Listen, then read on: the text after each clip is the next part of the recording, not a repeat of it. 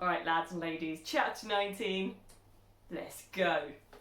The next day opened a new scene at Longbourn. Mr. Collins made his declaration in form, having resolved to do it without loss of time, as his leave of absence extended only to the following Saturday, and having no feelings of diffidence to making it distressing to himself, even at the moment, he set about it in a very orderly manner, with all the observances which he supposed a regular part of the business. On finding Mrs. Bennet, Elizabeth, and one of the younger girls together, soon after breakfast, he addressed the mother in these words: "May I hope, madame, for your interest with your fair daughter Elizabeth, when I solicit for the honour of a private audience with her in the course of this morning." Before Elizabeth had time for anything but a blush of surprise, Mrs. Bennet instantly answered, "Oh dear, yes, certainly. I am sure Lizzie will be very happy. I am sure she can have no objection. Come, Kitty, I want you upstairs." And gathering her work together, she was hastening away when Elizabeth called out, "Dear ma'am, do not go. I beg you will not go. Mr. Collins must excuse me. He can have nothing to say to me that anybody need not hear. I am going away myself." "No, nonsense, Lizzie. I desire you will stay where you are." And upon Elizabeth seeming really, with vexed and embarrassed looks, about to escape, she added, "Lizzie, I insist upon your staying and hearing Mr. Collins." Elizabeth would not oppose such an injunction, and a moment's consideration making her also sensible that it would be wisest to get it over as soon and as quietly as possible, she sat down again and tried to conceal by incessant employment the feelings which were divided between distress and diversion. Mrs. Bennet and Kitty walked off, and as soon as they were gone, Mr. Collins began. "Believe me, my dear Elizabeth, that your modesty, so far from doing you any disservice, rather adds to your other perfections. You would have been less amiable in my eyes had there not been this little unwillingness, but allow me to assure you that I have your respected mother's permission for this address. You can hardly doubt the purport of my discourse, however your natural delicacy may lead you to dissemble. My attentions have been too marked to be mistaken. Also, as soon as I entered the house, I singled you out as the companion of my future life. But before I am run away by my feelings on this subject, perhaps it would be advisable for me to state my reasons for marrying, and moreover for coming into Hertfordshire with the design of selecting a wife, as I certainly did."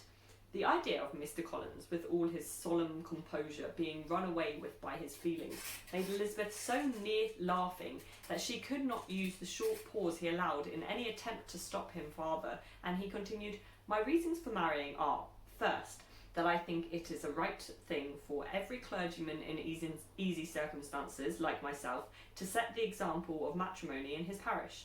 Secondly, that I am convinced it will add very greatly to my happiness. And thirdly, which perhaps I ought to have mentioned earlier, that it is the particular advice and recommendation of the very noble lady whom I have the honour of calling patroness. Twice she has condescended to give me her opinion, unasked too, on this subject. And it was but the very Saturday night before I left Hunsford, between our pools at quadrille, when Mrs. Jenkinson was arranging Mr. Borg's footstool, that she said, 'Mr. Collins, you must marry. A clergyman like you must marry. Choose properly, choose a gentlewoman for my sake and for your own. Let her be an active, useful sort of person, not brought up high, but able to make a small income go a good way. This is my advice. Find such a woman as soon as you can, bring her to Hunsford, and I will visit her. Allow me, by the way, to observe, my fair cousin, that I do not reckon the notice and kindness of Lady Catherine de Bourgh as among the least of the advantages in my power to offer. You will find her manners beyond anything I can describe, and your wit and vivacity, I think, must be acceptable to her, especially when tempered with the silence and respect which her rank will inevitably excite. Thus much for my general intention in favour of matrimony. It remains to be told why my views were directed to Longbourn instead of my own neighbourhood, where I assure you there are very many amiable young women. But the fact is that being, as I am, to inherit this estate after the death of your honoured father, who, however, may live many years longer, I could not satisfy myself without resolving to choose a wife from among his daughters, that the loss to them might be as little as possible when the melancholy event takes place, which, however, as I have already said, may not be for several years. This has been my motive, my fair cousin, and I flatter myself it will not sink me in your esteem. And now nothing remains for me but to assure you in the most animated language of the violence of my affection. To fortune I am perfectly indifferent, and shall make no demand of that nature on your father, since I am well aware that it could not be complied with, and that £1,000 in the 4 per cents, which will not be yours, till after your mother's decease, is all that you may ever be entitled to. On that head, therefore, I shall be uniformly silent, and you may assure yourself that no ungenerous reproach shall ever pass my lips when we are married. It was absolutely necessary to interrupt him now. You are too hasty, sir, she cried. You forget that I have made no answer. Let me do it without farther loss of time. Accept my thanks for the compliment you are paying me. I am very sensible of the honour of your proposals, but it is impossible for me to do otherwise than decline them. I am not now to learn, replied Mr. Collins with a formal wave of the hand, that it is usual with young ladies to reject the addresses of the man whom they secretly mean to accept when he first applies for their favour, and that sometimes the refuser is repeated a second or even a third time. I am therefore by no means discouraged by what you have just said, and shall hope to lead you to the altar ere long. Upon my word, sir, cried Elizabeth, your hope is rather an extraordinary one after my declaration. I do assure you that I am not one of those young ladies, if such young ladies there are, who are so daring as to risk their happiness on the chance of being asked the second time. I am perfectly serious in my refusal. You could not make me happy, and I am convinced that I am the last woman in the world who would make you so. Nay, were your friend Lady Catherine to know me, I am persuaded she would find me in every respect ill qualified for the situation. Were it certain that Lady Catherine would think so, said Mr. Collins very gravely, but I cannot imagine that her ladyship would at all disapprove of you, and you may be certain that when I have the honour of seeing her again, I shall speak in the highest terms of your modesty, economy, and other amiable qualifications. Indeed, Mr. Collins, all praise of me will be unnecessary. You must give me leave to judge for myself, and pay me the compliment of believing what I say. I wish you very happy and very rich, and by refusing your hand, do all in my power to prevent your being otherwise. In making me the offer, you must have satisfied the delicacy of your feelings with regard to the family, and may take possession of Longbourn estate whenever it falls, without any self-reproach. This matter may be considered, therefore, as finally settled. And rising as she thus spoke, she would have quitted the room had not Mr. Collins thus addressed her. When I do myself the honour of speaking to you next on this subject, I shall hope to receive a more favourable answer than you have now given me, though I am far from accusing you of cruelty at present, because I know it to be the established custom of your sex to reject a man on the first application, and perhaps you have even now said as much to encourage my suit as would be consistent with true delicacy of the female character. Really, Mr. Collins, cried Elizabeth with some warmth, you puzzle me exceedingly.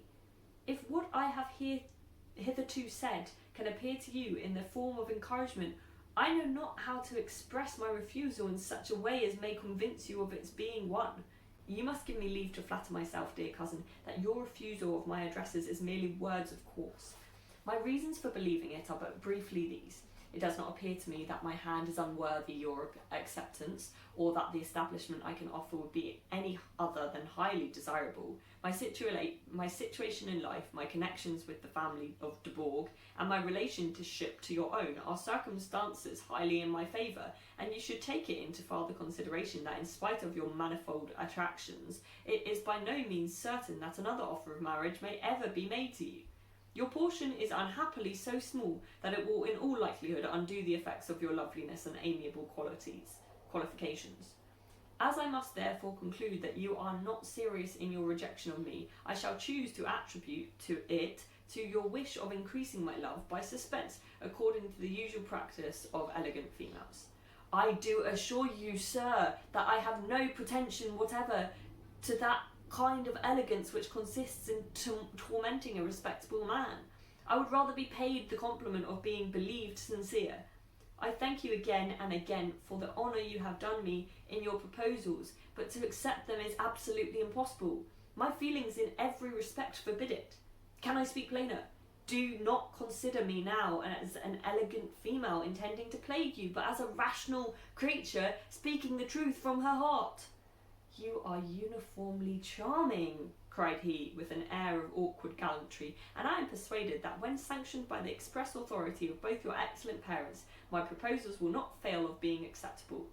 To such perseverance in wilful self-deception Elizabeth would make no reply, and immediately and in silence withdrew, determined, if he persisted in considering her repeated refusals as flattering encouragement, to apply to her father, whose negative might be uttered in such a manner as must be decisive, and whose behaviour at least could not be mistaken for the affection and coquetry of an elegant female. That's the end of chapter 19. Come back for chapter 20.